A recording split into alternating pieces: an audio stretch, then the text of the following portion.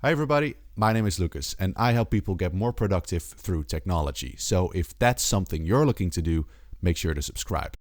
In this video though, we're not going to get into the technology aspect as much as usual. Instead, we're going to look at 4 things that tends to get in the way of productivity. And those 4 things I will discuss because they've been relevant to me in my own personal journey towards being a more effective and productive person. So I thought sharing them will be of value. If even just one of those applies to you, then that's already valuable, right? So the first one that I wanted to discuss is a concept of eating the frog, or in particular, not eating the frog. Now that may sound very strange at first, so bear with me here. There's a quote by Mark Twain, and the quote goes as follows.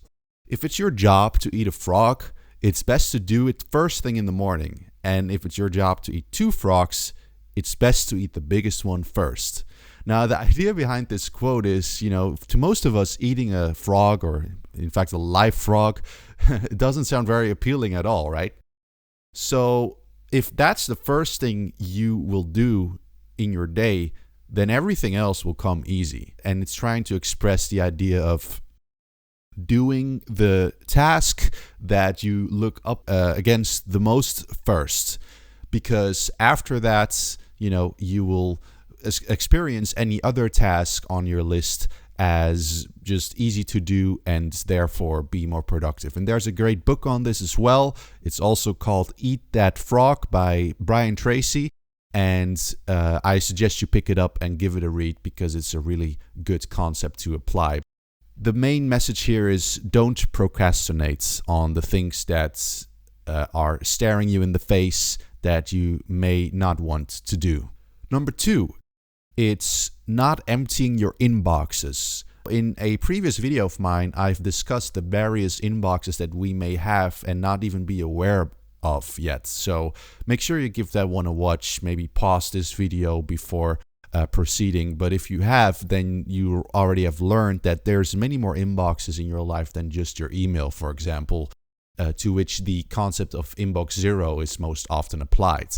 However, if you don't empty all the other inboxes with at least some regularity, and frankly, I tend to clean them up just once a day.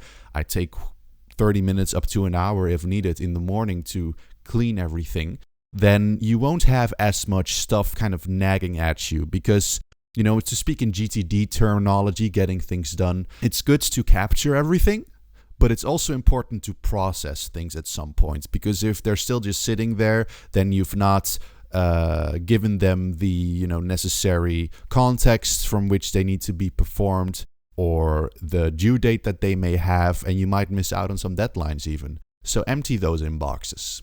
Number 3 has to do with what comes after emptying your inboxes, and it's not defining your next actions clearly. This is a trap that many people fall into, and I did as well in the beginning of my journey when I maybe jotted down just a few keywords on a piece of paper to illustrate the things I wanted to do for the day. Now, sometimes that works, but often it doesn't because what if you, want to clean out your wardrobe? Right? Many people would think of that and just write down the word wardrobe, and that would be the task for them. Now, if it works for you, great, but often not having that clarity and the confusion that may be associated with it can lead to you not performing the task at all. So instead of writing wardrobe, write down clean out wardrobe. And if you feel that that is a too big of a task to perform in one go, then split it up into small pieces that you can action on, that you see yourself doing. So maybe a certain part of the wardrobe, however your wardrobe is structured, turn that into a project with multiple steps associated with it. Take the time to define and see it as investing because, yes, it takes a bit more time to clarify all those items. But if that leads you to actually perform the action versus not doing it, it's worth the investment, right? So define your next actions. And the last one is not managing your time. Now, time is your most valuable asset because you cannot earn it back. You are only losing time as every second progresses. So I hope that this video has been a good investment of your time so far. And if it has been, leave a like. One way I manage my time is by using something called the Pomodoro methods. And Pomodoro is, I believe, Italian for tomato. And it's because there was this Italian guy, he found a way to give himself focus. And he did so by using this classic tomato cooking timer. And he put it to 20 minutes. And then when the time was up, it rang and he took a break.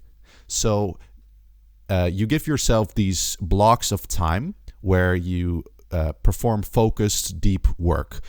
Now, what that work is should be already clear to you based on having clearly defined your actions. And what I do is I choose a particular context to work from. Then I use the Pomodoro methods to structure my work from that context in those time blocks. One way you can make it even easier for yourself is by labeling your tasks not just with their context, but also with the time that you think they will require. Now, you may not always get it right, but over time, you'll get a better feel for it.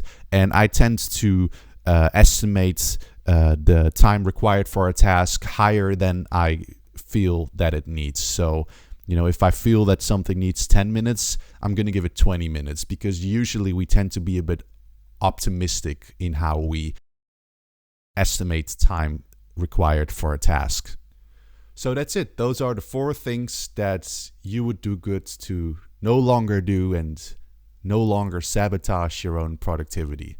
But again, like I said at the beginning, these are 4 things that I struggled with myself. I'm wondering, what are you struggling with? Leave it down into the comments. What are ways that you found yourself sabotaging your own productivity? And share it in the comments, because anybody watching this video will usually also scroll down to them and may gain a lot of value from what you have to share. So I look forward to hearing your thoughts. Thanks for watching and see you in the next video.